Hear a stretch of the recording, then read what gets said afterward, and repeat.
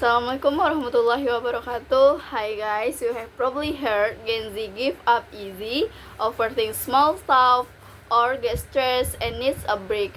Let's watch this video to see why some people think Gen Z is awake. Pasti teman-teman pernah dengar celetukan, anak Gen Z gampang banget nyerah. Baru dikritik dikit langsung overthinking. Atau, anak zaman sekarang kalau stres dikit pasti langsung healing. Lalu, teman-teman pasti pernah mendengar istilah generasi strawberry. Generasi yang kelihatannya cantik di luar tapi rapuh ketika menghadapi tekanan. Surely, you've heard Gen Z kids say that it's easy to give up. Just a little criticism and they immediately start overthinking. Or that kids these days, if there's even slight stress, immediately seek healing, then you've probably heard the term strawberry generation. A generation that looks beautiful on the outside but fragile when faced with pressure. Kenapa ya Gen Z sering banget dicap lemah sama generasi yang lebih tua? Atau hal ini terjadi karena adanya benturan nilai antar generasi? Di video kali ini kita akan jelajahi sisi psikologis dan sosial di balik label lemah ini. Aku Noala akan memandumu untuk memuaskan rasa keingintahuanmu. Pertama, kita harus pahami dulu Gen Z tumbuh dalam lingkungan yang sangat berbeda dengan generasi baby boomer atau Gen X. Why is Gen Z often labeled as weak by older generation? Or it is happening because of a clash of values between generations? In this video, we will explore the psychological and social aspect behind the label of weakness. I, Nola, will guide you to stepify your serious TV. First, we must understand that Gen Z grew up in an environment that is very different from that of the baby boomers or Gen Z. Label lemah yang sering disematkan ke Gen Z itu sebenarnya muncul dari perbandingan gaya hidup antar generasi. Generasi baby boomer dan Gen X tumbuh di era yang keras. Stabilitas ekonomi sulit, informasi terbatas, dan harus kerja keras untuk bertahan. Sementara Gen Z tumbuh di era digital, serba cepat, penuh informasi, dan di satu sisi serba cemas. Menurut Dr. Haim Ginott dalam teori helikopter parenting yang banyak diteliti dalam psikologi perkembangan, generasi sebelum Gen Z sering dibesarkan dengan pola asuh yang lebih independen dan otoriter. Sementara banyak Gen Z yang dibesarkan dengan pola asuh yang lebih protektif dan fokus pada harga diri atau self-esteem. Dari kecil, mereka terus didengar dan dilindungi. Ini bagus untuk membangun kepercayaan diri. The weak label often attached to Gen Z actually stem from comparison between the lifestyles of different generations. Baby boomers and Gen X grew up in a harsh era. Economic stability was difficult to achieve. Information was limited and they had to work hard to survive. While Gen Z grew up in a digital, fast-paced, information-rich era, they are also anxious, according to Dr. Haim Ginott's widely researched theory of helicopter parenting in developmental psychology. The generation before Gen Z was often raised with a more independent and authoritarian parenting style. Meanwhile, many Gen Z are more protective and focused on self-esteem. From an early age, they are constantly listening to and productive. This is good for building self-confidence. Tapi di mata generasi lama yang terbiasa tahan banting, ini bisa terlihat seperti manja. Nah, karena cara hidup dan pola asuh yang berbeda ini, maka cara menghadapi masalah tiap generasi pun beda juga. Tapi bedanya ini sering disalahartikan sebagai tanda kelemahan. Yang kedua, menurut penelitian dari The American Psychological Association tahun 2022, Gen Z adalah generasi paling cemas dibanding generasi lain. Hal ini disebabkan karena Gen Z adalah generasi digital native. Mereka tidak pernah mengenal dunia tanpa internet. Tekanan di dunia maya, seperti cyberbullying, FOMO atau fear of missing out, dan standar kesuksesan yang tidak realistis adalah tekanan yang nyata dan tidak dialami generasi sebelumnya dalam bentuk yang sama. But in the eyes of the older generation who are used to being resilient, this can seem like spoiled behavior due to this difference in lifestyle and parenting style. Each generation has a different way of dealing with problem. However, these differences are often misinterpreted as sick or weakness. Secondly, according to a 2022 study by the American Psychological Association, Gen Z is the most anxious generation compared to other generation.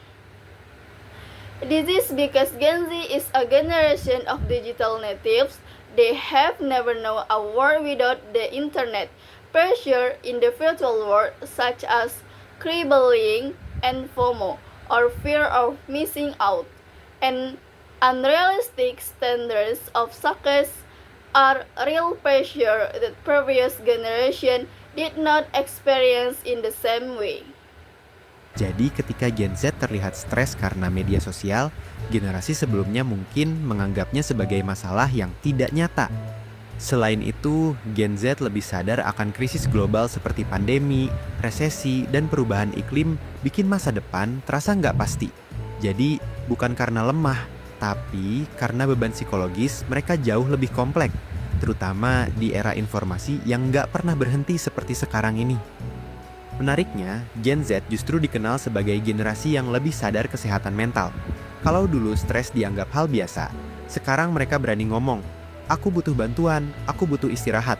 Menurut riset dari Verywell Mind dan Harvard Health, Gen Z paling terbuka terhadap terapi dan self-care dibanding generasi sebelumnya. So, when Gen Z appears stressed because of social media, previous generation may consider it an unreal problem.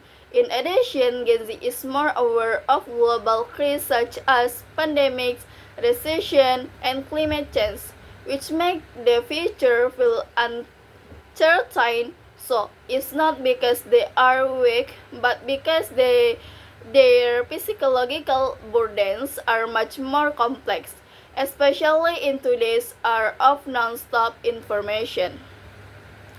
Interestingly, Gen Z is known as a generation that is more aware of mental health, where stress used to be considered normal. Now they dare to say, "I need help, I need rest," according to research from Verywell Mind and Harvard Health. Gen Z is more open to therapy and self-care than previous generation. Nah, buat sebagian orang tua, keterbukaan ini justru terlihat seperti kelemahan. Padahal sebenarnya ini bentuk kekuatan bahwa mereka berani menghadapi diri sendiri. Dan menurut penelitian di Jurnal Psikologi Indonesia yang terbit tahun 2021, keterbukaan emosional ini justru meningkatkan resiliensi dan kemampuan beradaptasi terhadap stres. Hal ini tentunya akan menyebabkan adanya benturan nilai antar generasi. Apa yang dianggap kuat oleh generasi lama belum tentu sama definisinya bagi Gen Z.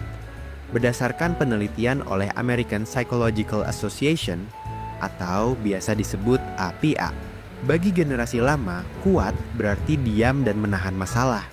Namun bagi Gen Z, kuat justru berarti berani mengakui kelemahan dan mencari pertolongan. Well, for some parents, this offense actually looks like a weakness, but in fact, it is a form of strength that they dare to face themselves.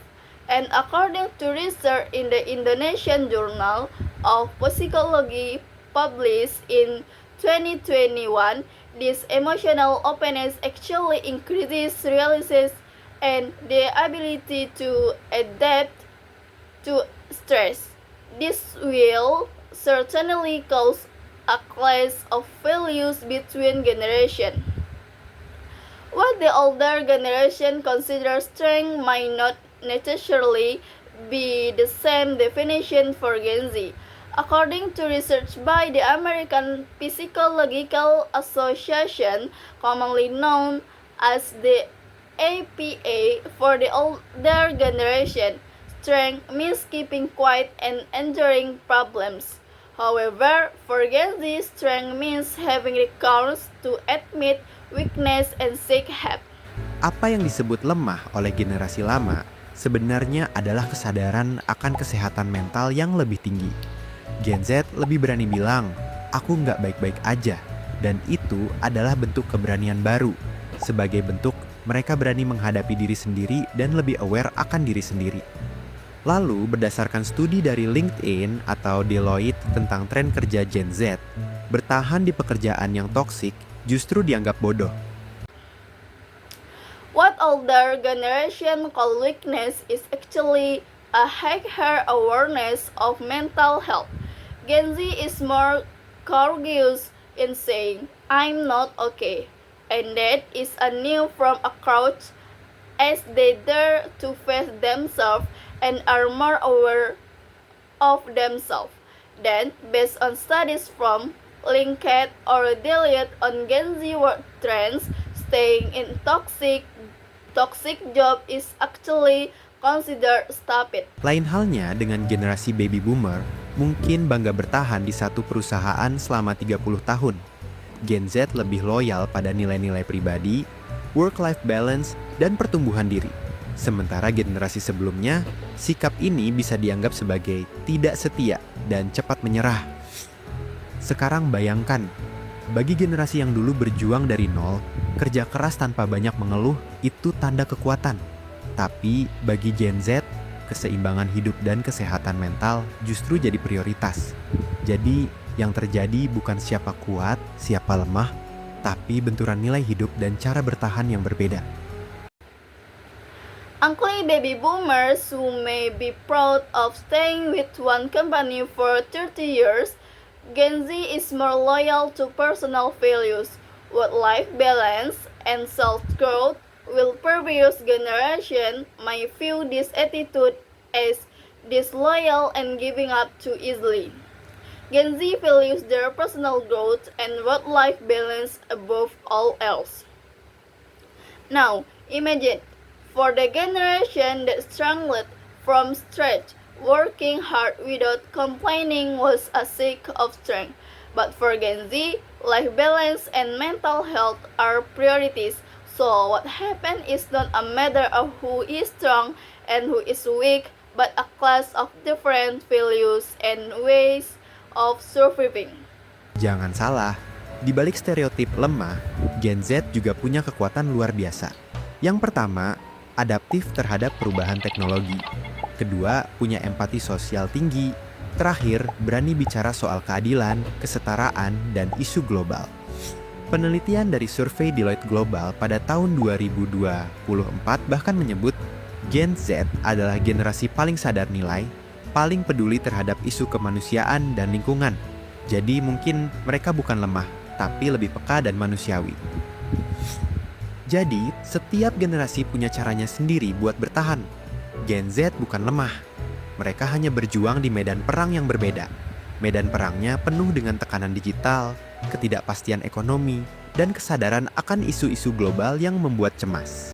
Make no mistake, behind the stereotype of weakness, Gen Z also has extraordinary strength. First, they are adaptable to technological change. Second, they have high social empathy.